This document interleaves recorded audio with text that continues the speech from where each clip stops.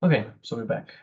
So like I was saying, this is an informal discussion because formalizing this is considerably more nuanced and complicated than it might seem. It's not what I just described. It's not exactly that. You're not defining an equivalence relation because this thing up here is not really an equivalence relation. So it's a really good question. So the short answer is we can't really do this. But as far as intuition goes, this is more than enough. So the most important property about the natural numbers, at least for set theorists, is induction. So let me tell you, this is a theorem that we can prove if I had defined the natural numbers or constructed them for you, but I'm not. So I will just give this as an axiom. We have to assume that this is true. And we could prove, maybe we do this on Thursday, we can prove that this theorem is equivalent to many other important properties about the natural numbers, but even though all of them would be equivalent, we are not really proving any of them individually per se. So this is one thing that you just have to assume is true, and I will not provide a proof for this. I can provide references where you can look up the construction of this if you're interested.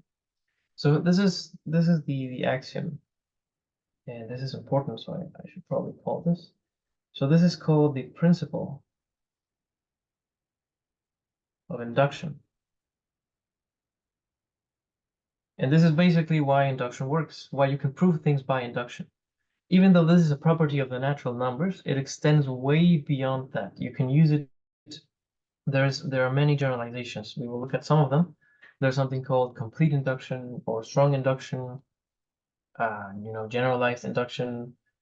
There's also something called structural induction, which is very important for computer scientists. It's the same principle, just that you apply it to structures where the natural numbers are hidden. So it might seem like this is no longer about the natural numbers, but it always is.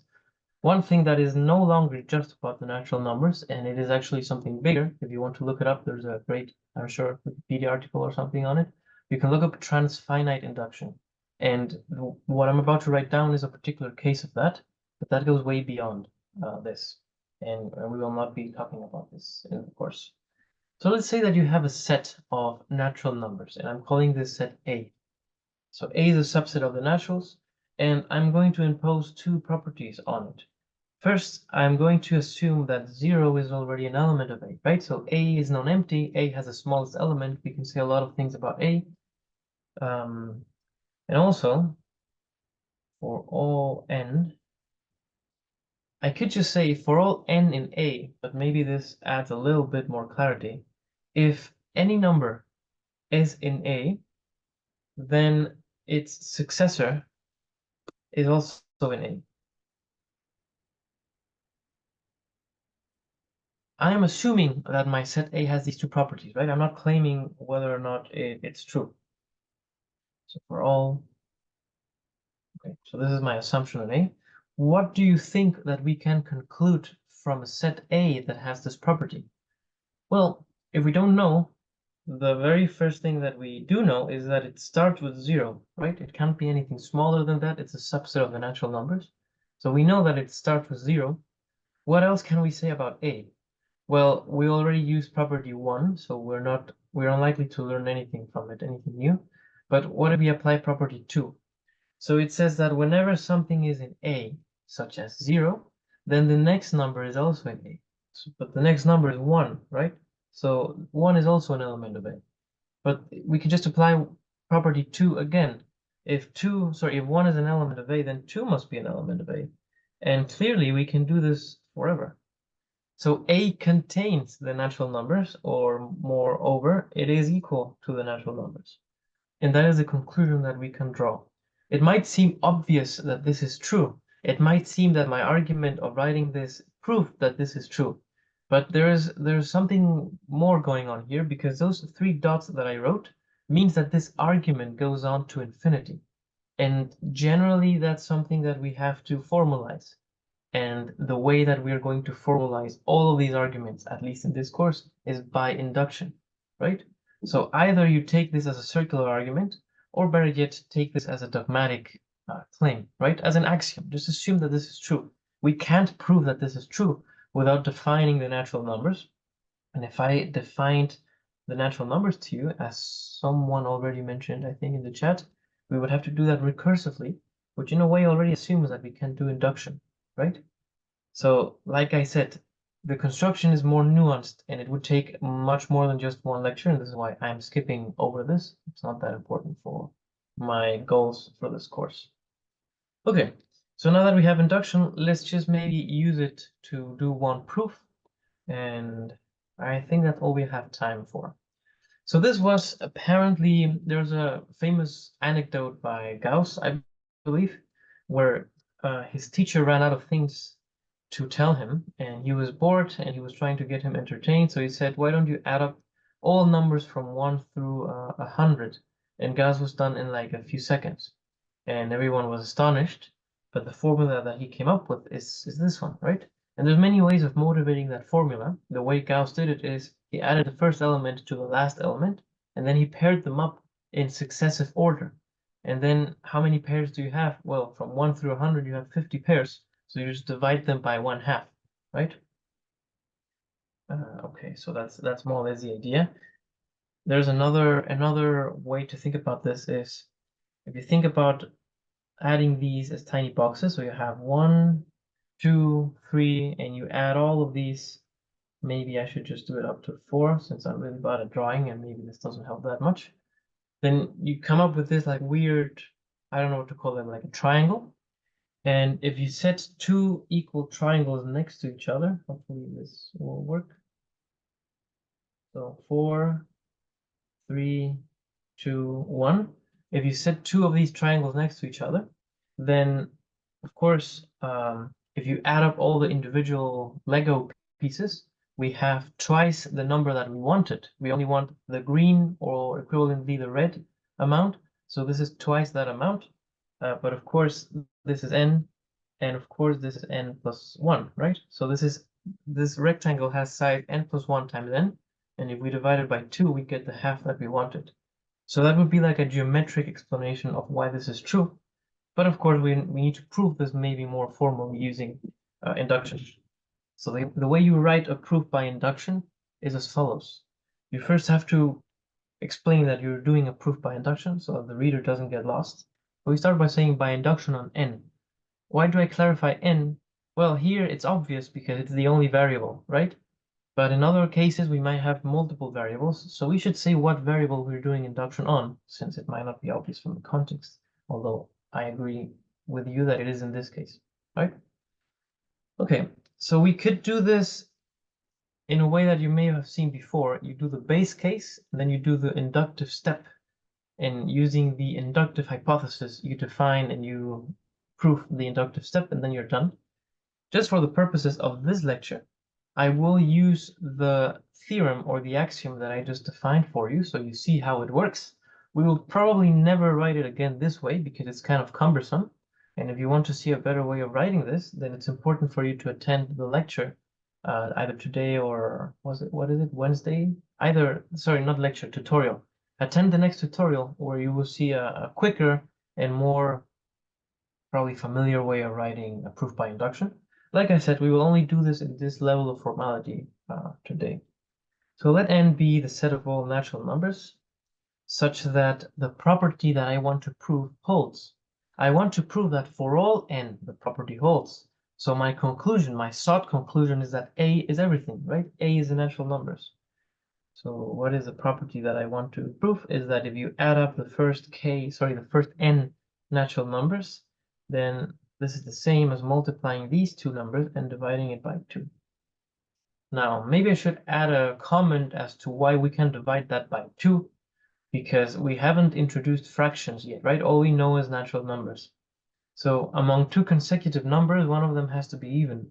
So n times n plus 1 is the product of two consecutive numbers. If one of them is even, well, then the product is even, right? So of course we can divide by 2. Maybe I should mention that. Now, there's no need to write it now because the problem already assumes that we know that. Anyway, okay, so let A clearly, and this is important, A is a subset of the naturals because natural is all we are talking about, right? I haven't talked about anything else. So A is a subset of the naturals, and what do we need to apply the theorem, the principle of induction? This is called principle of induction. We have to prove that 0 is in A and then we have to prove property 2. So why is 0 an element of A? Well, 0 is an element of A because if you add up the first 0 elements, this is 0. And 0 is what you get from multiplying 0 and 0 plus 1 and then dividing by 2, right? So of course this makes sense. Of course these two are equal. So 0 is indeed an element of A. Now we prove property 2.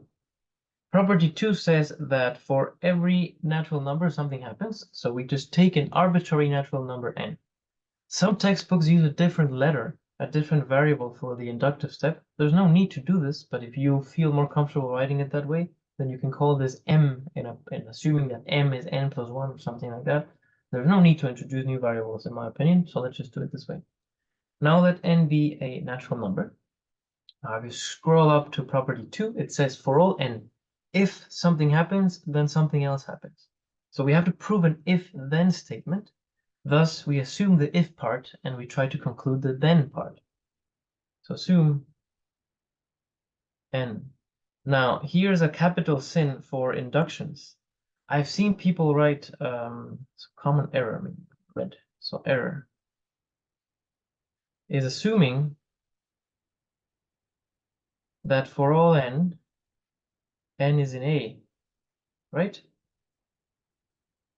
So this is like a warning, I guess. I've seen this more than once, that you assume, okay, well, we have to assume that n in A implies n plus 1 in A, so let's assume that the property holds for all n. But that's obviously wrong, right? Because if we assume that the property is true for all n, then there's nothing left to prove, then we're done. We want to prove that every natural number is in A, and thus has the property that we want. So we cannot ever assume this. If we assume this, then we're proving something using what we want to prove. And this is a circular argument. This is a fallacious proof, right? So we're not assuming that every n is already in A. We are assuming that this particular n that I picked, which could be any n, is in A. Now notice that this might be false and it doesn't matter, right? If there is no element in A, this part of the argument works. If A is the empty set, okay, let me say this some other way. The empty set satisfies property number 2. Because property number 2 says for all n, if n is in the empty set, then something happens. Well, that implication is true because there's nothing in the empty set. So of course there's no counterexample in the empty set either. Of course, the empty set doesn't satisfy property number 1, which is why the empty set is different from the natural numbers, right? I'm not saying that we can apply induction to the empty set. I'm just saying property 2, which is the one that we're proving, does apply for the empty set. So we don't know and we don't care if this assumption is true. It might be false and it doesn't matter. The proof would still be correct. The thing we cannot assume is the error. But I think I'm repeating myself, so let's just move on. So assume that n is in A. Now, what does it mean to be in A? Well, just look at how I define A. It means that if I add up the first n, whatever n might be, and I don't know if this is true, this might be false, doesn't matter. Whatever n might be, we know that this happens, right? And let me add this. So want to show, might be the first time I write this, so let me just say this is not part of the proof. Any proof that writes this, you can always erase this and the proof should be the same. So this is just a comment. This is just a comment for the reader to know this is the part where the proof where we're at, and this is what we're trying to do from now on. This proof is short enough that this is probably not very helpful, but it's the first time writing induction, so let's do it this way. So what do we want to show? We want to show that n plus 1 is in A, right? Using this assumption that's on the left of the screen. What does it mean to be in A? It means that if I add up the first n plus 1 natural numbers, then I get this formula, but instead of n, it's down here, instead of n, I have to write n plus 1 everywhere.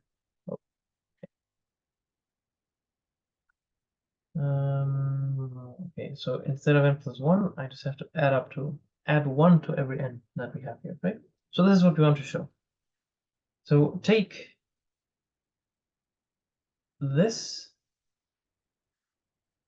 Okay, maybe I shouldn't write it like this. Okay, so we have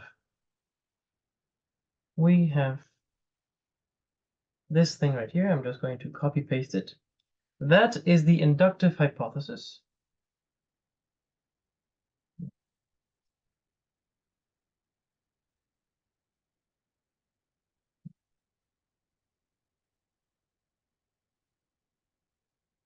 Okay, sorry, my laptop is a bit slow now. This is the inductive hypothesis. This is something that we are assuming is true, and we are assuming that it is true regardless of whether or not it is actually true. And what I'm going to do is, if this is an equality, then of course I can just add whatever I want on both sides, and those things should still be equal. So as you probably know, we're just going to add n plus 1 on both sides. We have this, right? So on the one hand,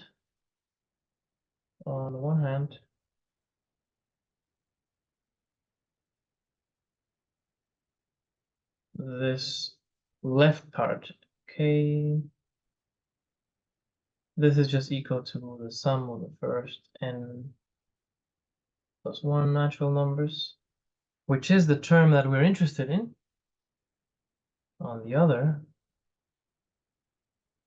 so now we just expand the right side and see if they match. It's down.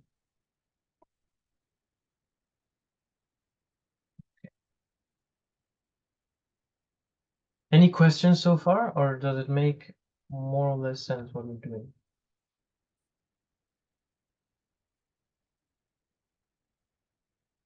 Okay. There we go. On the other, so what can you say about this expression? Divided by 2 plus n plus 1. Well, this is just 1/2 n plus 1, and we have to multiply this times 2 so that we can put it inside the fraction, right? And all we have to do is factor out 1 plus 1, one copy of n plus 1, and then the thing that remains here is n times n plus 1, which we factored out, and here we just have a 2, which we factored out. Oh, so this is the proof of the Gauss summation. Yes. Someone asked if what are we proving the Gauss summation or the natural set? Yes. We can't prove this, right? We cannot prove this theorem. That's why I said it's slash an axiom. This is unprovable, because if I were to construct this for you, I would actually be using induction. And if I construct this for you without using induction, then it becomes kind of obvious why this should be induction, right? It's more or less forced by that. And this is why I said induction is the most important property of the natural numbers, because it is, in essence, what the natural numbers are. We cannot separate those two things. Okay, so let's see. Try to shift this a little bit. You can see that we're done here, but this is n plus 2.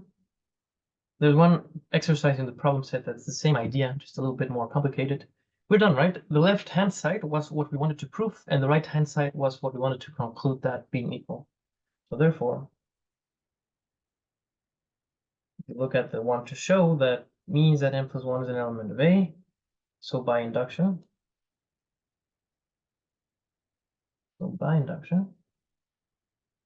we prove property 1 and 2 for A, so A has to be in, i.e. what we wanted to show.